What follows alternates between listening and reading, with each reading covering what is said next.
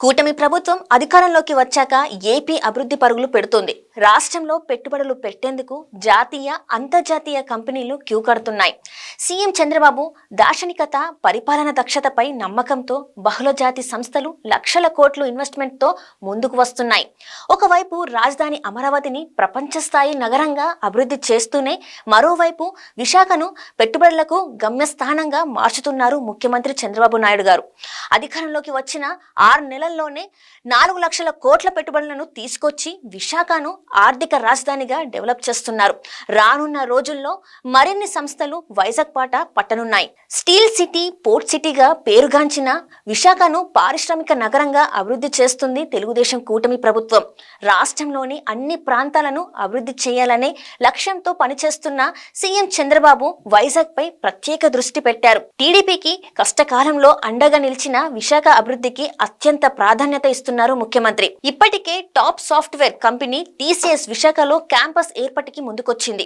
TCS Vizag centre ద్వారా 10,000 మందికి IT ఉద్యోగాలు రానున్నాయి. టీడీపీ యువనేత, ఐటీ శాఖ మంత్రి నారా లోకేష్ స్వయంగా టీసీఎస్ చైర్మన్ నటరాజన్ను కలిసి విశాఖలో కంపెనీ ఏర్పాటుకు ఒప్పించారు.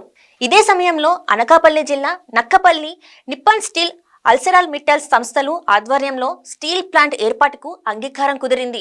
స్టీల్ ప్లాంట్ ఏర్పాటు కోసం ఒడిశా, ఛత్తీస్గఢ్ రాష్ట్రాల్లో వివిధ ప్రాంతాలను పరిశీలిస్తున్న మిట్టల్ కంపెనీ ప్రతినిధులతో జూమ్ కాల్లో మాట్లాడి విశాఖపట్నం సమీపంలో ఉక్కు కర్మాగారం ఏర్పాటుకి ఒప్పించారు మంత్రి నారా లోకేష్. 1,40,000 కోట్ల పెట్టుబడితో 40,000 మందికి ఉపాధి కల్పించనున్న మిట్టల్ స్టీల్ ప్లాంట్ పనులు 6 నెలల్లో ప్రారంభం కానున్నాయి. 3 ఏళ్లలో మొదటి దశ పనులు పూర్తి చేసి ఉత్పత్తి ప్రారంభించడానికి సంస్థ ప్రణాళికలు సిద్ధం చేస్తుంది.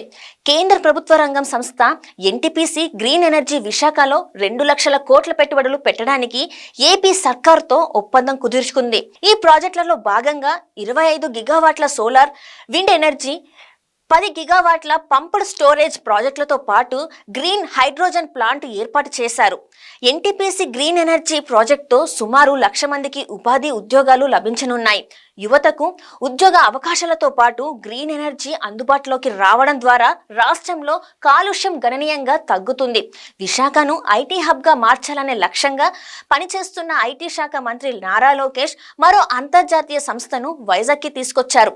నగరంలో క్లౌడ్ కంప్యూటర్ సెంటర్ ఏర్పాటుకి గూగుల్ ముందుకొచ్చింది. డిసెంబర్ 11వ తేదీన ఏపీ ప్రభుత్వం గూగుల్తో ఒప్పందం కుదుర్చుకోనుంది. 6 నెలల్లోనే వైజాగ్లో గూగుల్ క్లౌడ్ పనులు ప్రారంభం కానున్నాయి. క్లౌడ్ సేవల కోసం గూగుల్ 1,00,000 కోట్ల రూపాయలని పెట్టుబడిగా పెట్టనుందట. గూగుల్ క్లౌడ్ ప్రత్యక్షంగా, పరోక్షంగా 1,00,000 మందికి ఉద్యోగాలు లభిస్తాయి. అధికారంలోకి వచ్చిన 6 నెలల్లోనే విశాఖలో 5 లక్షల కోట్ల పెట్టుబడులు తీసుకొచ్చింది కూటమి ప్రభుత్వం. ఈ సంస్థలన్నీ పనులు ప్రారంభించి పూర్తి స్థాయిలో నడిచే సమయానికి సుమారు 5 లక్షల కొత్త ఉద్యోగాలు వస్తాయి. అయితే ఇప్పటి వరకు చూసింది ట్రైలర్ లాంటిదని, రానున్న రోజుల్లో విశాఖకు మరిన్ని భారీ పరిశ్రమలు, ఐటీ కంపెనీలు రానున్నాయని అంటున్నారు కూటమి ప్రభుత్వ పెద్దలు. 5 ఏళ్లలో విశాఖ రూపురేఖలు పూర్తిగా మారిపోతాయని, హైదరాబాద్, బెంగళూరు, చెన్నైతో పోటీ పడే స్థాయికి విశాఖను అభివృద్ధి చేస్తామని చెప్తున్నారు.